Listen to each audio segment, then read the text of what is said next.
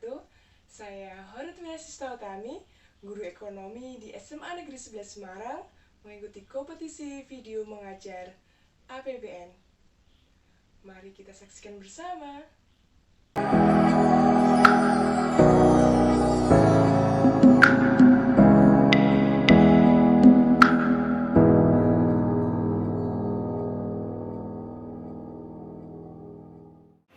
Halo. Halo Bu.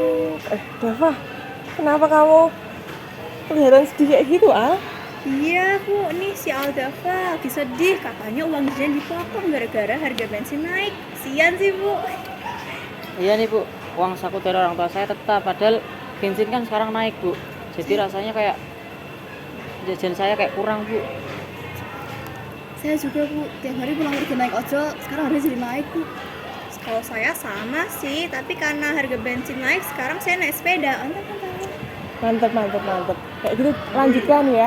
Tapi bentar Dava, gue pernah ketemu kamu, motormu motor besar ya? Iya sih Bu. Betul kan? Iya. Ya, tadi gue denger kamu bilang sedih karena harga Pertalite naik. Nah ini loh, ini sebenarnya salah satu alasan kenapa pemerintah mengalokasikan subsidi BBM.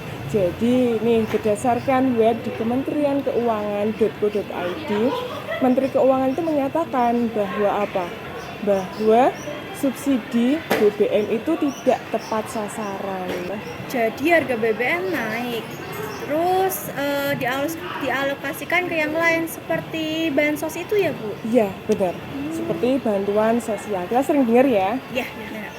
Lalu Kementerian Keuangan membuat kebijakan fiskal membentuk APBN. APBN itu apa sih Bu? Kan mau tahu APBN? Mau Bu. Lihatin tuh. Mana Bu? Kok nggak ada? Belum, bentar ya. Mari bersama belajar APBN. Pada pembelajaran kali ini kita akan melihat APBN melindungi rakyat di tengah pandemi untuk membangun negeri.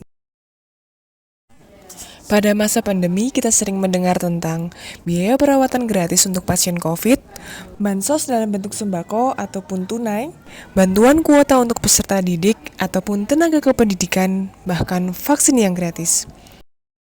Muncul sebuah pertanyaan, dari mana asal biaya tersebut? Ya, APBN jawabannya.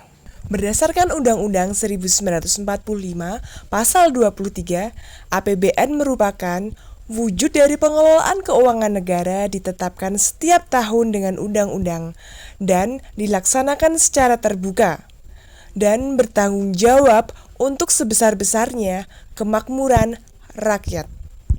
Dari dasar hukum ini sudah sepantasnya APBN melindungi rakyat, apalagi di tengah pandemi.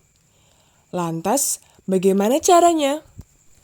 Mari kita cari jawabannya melalui struktur APBN. Struktur yang pertama adalah pendapatan negara dan hibah, yang terdiri dari pendapatan pajak ataupun penerimaan negara bukan pajak. Struktur yang kedua yaitu belanja negara, yang terdiri dari 1. Belanja pemerintah pusat terdiri dari pengeluaran rutin dan juga pengeluaran pembangunan. Yang kedua yaitu belanja pemerintah daerah yang terdiri dari dana perimbangan dan juga dana otonomi khusus. Struktur yang ketiga yaitu keseimbangan primer, di mana pendapatan negara dikurangi belanja negara di luar pembayaran bunga utang. Struktur yang keempat, keadaan surplus atau keadaan defisit anggaran. Keadaan surplus terjadi ketika total pendapatan negara lebih besar dibandingkan dengan belanja negara. Sedangkan defisit sebaliknya, total belanja negara lebih besar dibandingkan total pendapatan negara.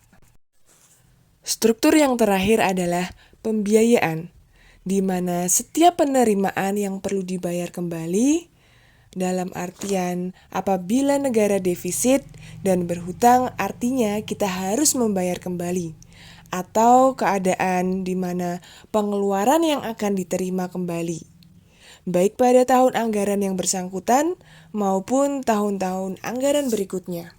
Berdasarkan struktur APBN dan data dari Kementerian Keuangan, kita mengetahui bahwa Salah satu pendapatan negara adalah pajak, dan pajak merupakan pendapatan terbesar negara.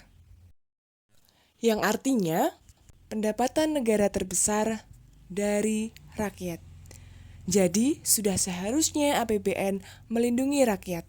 Hal tersebut diwujudkan dalam bentuk belanja negara.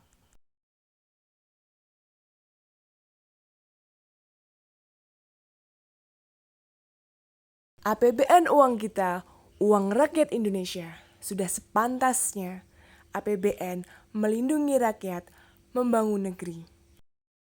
Kalian sepakat semuanya? Sepakat, Bu. Sampai bertemu di pembelajaran selanjutnya.